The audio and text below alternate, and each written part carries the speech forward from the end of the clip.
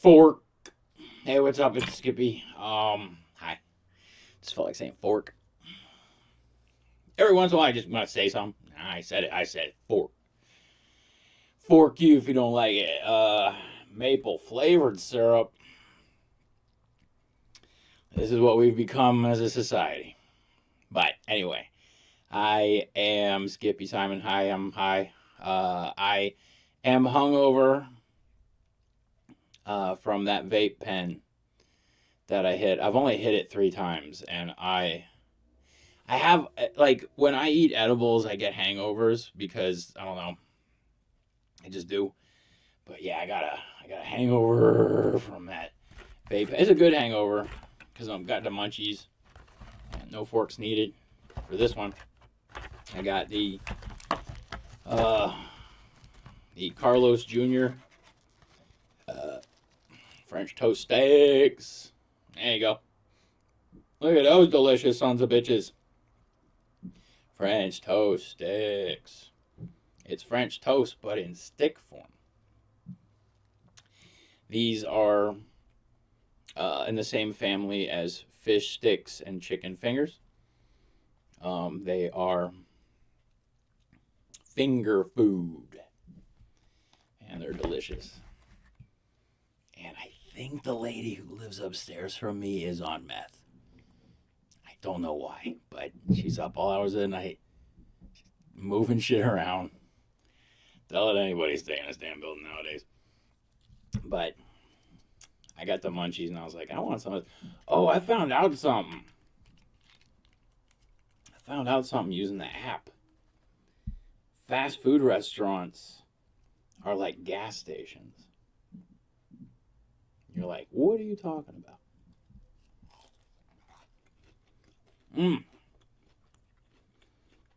Sweet treat. Delicious to eat.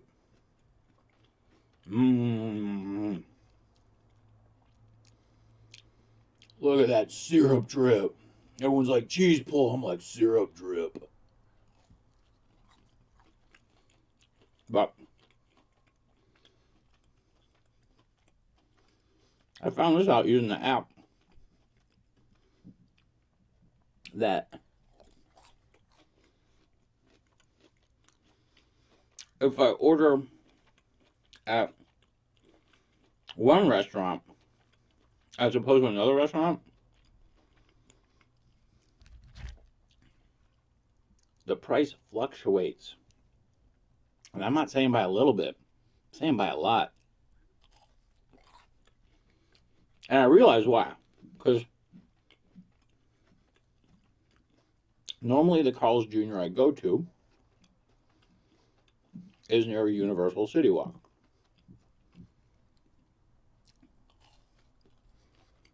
I like that one. It's convenient, especially when I'm working at the marijuana distro and I want to grab a bite. But I found this out using the app.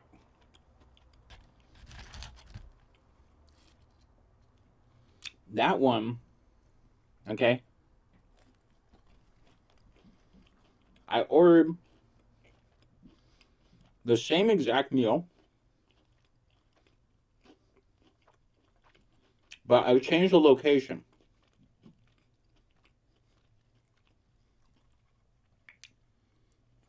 When I changed the location, I saved $3.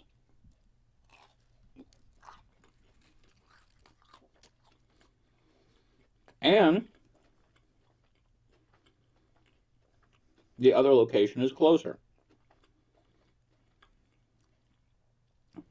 But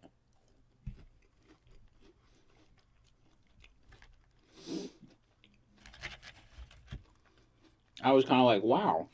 So if you go to near Universal City Walk, or Universal Studios is, the gas prices and the fast food prices are more expensive.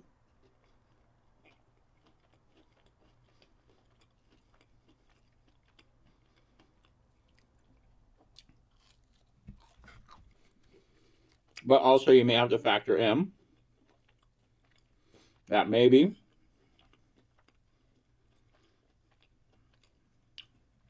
because the rent could be higher at that location,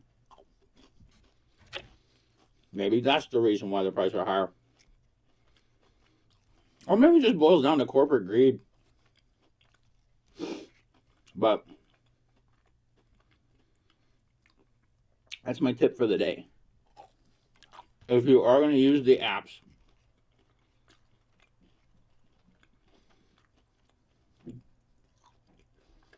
change the location of where you're going to pick it up, because the prices may be different. Because you have a couple of bucks. Like I did. I saved $3 this morning just by changing my location.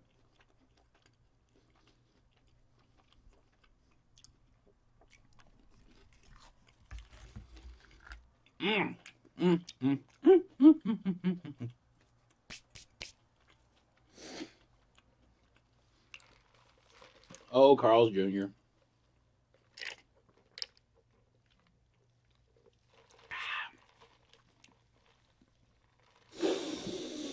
My nose has been all snuffy. Change of the weather. It's a bummer, but it's not summer. But anyway, even with your maple flavored syrup, that was delicious. That was high marks on the stoner meal. I don't know. Is there a chart for stoner meals? I don't know. I tend to think that marijuana makes food taste better, and my best friend proved it one night. My best friend Yuli. We went to Cantor's on Fairfax. He never smokes weed. Never. Okay? Dude never smokes weed. But he normally gets the same thing. He gets sandwich and soup, soup and sandwich. He gets matzo ball soup, pastrami sandwich. First time we went, he didn't smoke. Ate it. Thought it was great. Second time we went, I always get high in the parking lot before we go in. It's just my thing. He took a couple puffs. I was like, whoa, Jules, calm down, kid. Excuse me, it's the Diet Dr. Pepper talking. But, yeah, Yuli, he took a couple hits. We went inside, and he got the same meal. And he goes to me, he's like, I got the same exact meal last time, but this time it tasted way better. And I go, that's the marijuana. It does, okay? Makes food taste better. I tell people I'm on a plant-based diet. I get high as shit, get the munchies, and eat whatever the fuck I want. But I need to lose weight. I wrote a weight loss book a number of years ago, and it got ripped off from me by my publisher and agent, so now I no longer sell it or give a shit about it. It seriously sucks, man. I've been fucked over so many times in Hollywood. Like, that's why I don't even want to try sometimes, because it's like people steal your shit and just run away with it, and it's like, fuck, dude. Like, people steal my bits, steal my jokes, steal my ideas, take credit for shit. Like, I had this asshole boss, and I created this way. We were making vapor pens. We're using a fractional distillation unit. You know exactly what I'm talking about. You know, fractional distillation unit. You know, where you got your mantle for, controlled heat. And you got your, big dome, what's it called? Your big bulb. And you put all your stuff in there and whatever. You don't know what I'm talking about. But anyway, it has a condenser on it. And condenser, what it does is it takes heated oil vapor and condenses it using cold, because heat is attracted to cold. That's why when you have a glass of ice water sitting out, all of a sudden it starts collecting condensation on the sides. That's because all the heated moisture molecules that are around it are attracted to the cold, and they stick to the glass and form droplets, and boom, there you go. You learned something new today. But anyway, I came up with this way using denatured alcohol and dry ice and a metal container to create a constant flow of cold water for our condenser coil, our condenser part of the fractional distillation unit.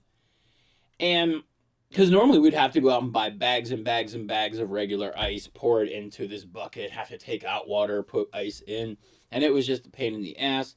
So me being the brainiac that I am, I come up with solutions for problems, just that's how my brain works. And so I created this way of creating cold water.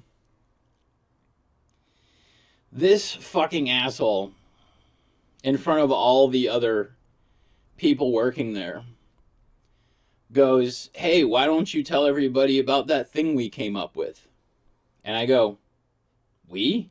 What did we come up with? He goes, that thing with, using dry ice to create cold water. I'm like, I came up with that. You just took credit for it. So that's how that works. Like, I hate when people just, because, like, I mean, I'm really good at innovating and making things efficient. It's something I did in the military, I was good at it, but I don't know. I don't like to, like, the guy I work with at the distro and stuff, I've made so many different, like, ways of doing things more efficient for him. And, here's the whole thing. Don't even bother. Don't even bother trying to do good at work. Don't even bother. It's never going to get recognized. It's never going to get fucking recognized. Don't even bother. Do not bring up good ideas. Here's the greatest piece of advice I can give anybody in the working world. Do not care more than your boss. Never. Do not give a fuck. Because they don't give a fuck about you. And even if you come up with a great idea, it's now their great idea. So don't give a fuck. And if you can, do like my cousin did when he was working at Sears back in the early 1900s. He learned how to do auto upholstery. Then he took all of his knowledge and opened up an auto upholstery shop. And he became a multimillionaire. So yeah, you could either spend the rest of your life working for some jackass and make peanuts, or you could take the initiative to take your education and skill and go somewhere else and try it on your own. Excuse me. Because that's what I need to do with my comedy. I need to just treat it like a business. Because I'll be fucking honest as shit. My comedy's tits. I proved it last night at my friend's place. Some woman wanted a joke, and I gave her a joke. It was great. But yeah, I went over, saw my buddy Billy last night. We're negotiating ideas for doing a comedy show at his store. He's got the greatest store. I love his store. He's got all sorts of cool shit. I'm going to have him do my merch. Flat out. Get all your skippysimon gear at EK. Because I'm thinking about putting out 7-inch records. And yeah, why not? I was actually thinking about, because here's the thing. With comedy, it's just entertainment. With entertainment, you create characters. So maybe I should create a character and just run with that. Because one thing I've noticed as skippysimon is I'm not well liked by comedians, but who cares? But if I play a character, I get more notoriety. When I was playing this character named Bunny Fever in this show called The Naughty Show, I got a lot of notoriety. And I found out the hard way, pun intended, that girls love a guy in a suit. And that includes a bunny suit. And yeah, I love women. They keep me from being gay. Thank you, women. Yeah, I had a lot of fun with ladies in a bunny suit. Who'd ever thought? But when I was the character, people loved me. When I took off the bunny suit, people don't care. Same thing when I was in that gay punk rock cover band. When I was playing the gay character, people loved me. When I took it off, just another face in the crowd. I kind of like that. It's the same way there's this guy named Greg Turkington. He's got a character named Neil Hamburger. He's one of my absolute favorite comedians. He's an anti-comic. He writes jokes that are so bad they're brilliant. But Snuffy knows. But yeah, maybe to do like Greg and just do a character and just see what you can do with it. Because I had an idea, but we'll see. Because in the book Born Standing Up by Steve Martin, he talks about how this one entertainer says that if you're going on stage to always dress better than your audience. And I was thinking about buying some shitty suits and just getting up on stage and I never wear a suit. I normally just wear a t-shirt and Levi's as my only disguise. Built like a tank, yet hard to hit. Ice Cube and Skippy go running shit. But who knows? That's the great thing about the future. We're not there yet. Let's just have fun, But yeah, these are great. These are great, especially if you're high as piss and you're nursing a weed hangover, like I am. But all right, we good. All right, I'm gonna. All right, I'll talk to you later. Stay awesome. Be nice, and bye. Yeah.